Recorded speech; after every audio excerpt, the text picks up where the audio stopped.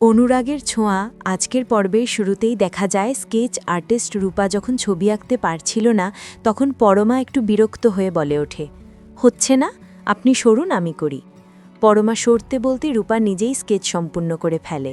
ছবিটা দেখে পাশে দাঁড়িয়ে থাকা সুদীপা অবাক হয়ে বলে, পরমা, তুমি তো একদম নিখুঁত ছবি এঁকেছ। এরপর আদিত্য সঙ্গে সঙ্গে কনস্টেবলকে নির্দেশ দেয়, এই ছবিটা কপি করে চারিদিকে লাগিয়ে দিন, আর মনে রাখবেন ওনার নাম রূপা। পাশাপাশি ওখানকার সিসিটিভি ফুটেজটা আমায় চাই। অন্যদিকে দেখা যায় দুজন ব্যক্তি রাস্তায় রূপাকে পেয়ে একটি আশ্রমে নিয়ে যায়। আশ্রমের দায়িত্বপ্রাপ্ত মহিলা বলে, ওনার পরিবারের লোকজন যদি খোঁজ করতে আসে তাহলে ঠিক তথ্য দিতে পারবো না, কিন্তু ওকে এখনই ছাড়তে পারবো না। এদিকে কুন্তলা সবার সামনে ঘোষণা দেয়, যদি আমি ওনাকে পাই তাহলে ওকে আমি আমার সঙ্গে নিয়ে যাব। এই কথা শুনে সুদীপা বিস্ময়ে জিজ্ঞাসা করে, আপনি নিয়ে যাবেন? কেন? অংশু তখন রেগে গিয়ে সুদীপাকে কথা শোনায়, আর কুন্তলা বলে ওঠে, এই বাড়িতে কালো ছায়া নেমে এসেছে, শান্তি সস্তায়ন করতে হবে। এমন সময় আদিত্য সিসিটিভি ফুটেজ হাতে পেয়ে সেটা অভ্রর কাছে দেয়। অভ্র সেটি টিভিতে চালাতেই চমকে ওঠে সবাই, কারণ সেই ফুটেজে দেখা যায় কুন্তলাকে। সুদীপা আর দেরি না করে প্রশ্ন করে, আপনি আসলে কে? সত্যিটা বলুন। হঠাৎই কুন্তলা বন্দুক বের করে গায়ত্রীর মাথায় ঠেকায়। মুহূর্তেই আদিত্য বন্দুক বের করে বলে, বড় মাকে ছেড়ে দিন। তখন সুদীপা সামনে এগিয়ে এসে বলে, আমি ওনাকে এই বাড়িতে এনেছিলাম, যদি কিছু করার থাকে আমাকে করুন। সুদীপার কথা শুনে কুন্তলা গায়ত্রীকে ছেড়ে দেয়, কিন্তু পরমুহূর্তে সুদীপার দিকে ঝাঁপিয়ে পড়ে।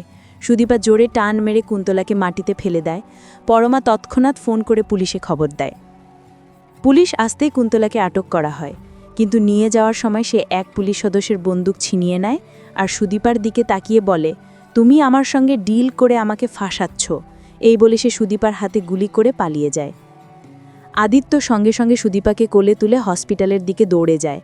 পরমা তখন এগিয়ে এসে কাছে যেতে চাইলে আদিত্য রেগে গিয়ে বলে, এটা দাঁড়ানোর জায়গা না, সরে দাঁড়াতে পারছো না? এই বলে সুদীপাকে নিয়ে বেরিয়ে যায়। পরে সঞ্চারী পরমাকে বলে, তুমি তো বলেছিলে আদিত্যর কাছে থাকার জন্য এই বাড়িতে এসেছ। অভ্র সঙ্গে সঙ্গে বলে ওঠে, ওকে যা বলার আমি বলবো।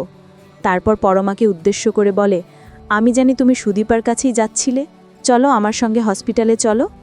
গায়ত্রী তখন অভ্রর দিকে তাকিয়ে বলে, তুই তোর বোনকে সুস্থভাবে ফিরিয়ে নিয়ে আয়। হাসপাতালে পৌঁছে আদিত্য সুদীপাকে ভর্তি করে। রক্ত দেওয়ার প্রয়োজনের কথা বলতেই ঠিক তখনই অভ্র এসে বলে, আমি ব্লাড দেব। তারপর আদিত্যকে বলে, তোর বৌদিকে এখানে রেখে গেলাম, ওকে কোনো কথা শোনাস না। শেষে দেখা যায় সুদীপার ট্রিটমেন্ট শেষ হওয়ার পর ডাক্তার বলে, এখন আপনি পেশেন্টের সঙ্গে দেখা করতে পারেন। অন্যদিকে রক্ত দিতে গিয়ে যখন অভ্র পরমার সঙ্গে দেখা করে, পরমা তাকে বসতে বলে, কিন্তু অভ্র মৃদু হেসে বলে, আমরা আর্মি ম্যান, এত সহজে দুর্বল হই না। তুমি সুদীপার সঙ্গে দেখা করতে যাবে না? আর এখানেই আজকের পর্ব শেষ হয়। তো বন্ধুরা, এই ছিল আজকের পর্ব। ভালো লেগে থাকলে লাইক কমেন্ট করে জানাতে ভুলো না, আর চ্যানেলটি সাবস্ক্রাইব বা পেজটি ফলো করো নতুন আপডেট পেতে। আগামীকাল দেখা হবে। টাটা।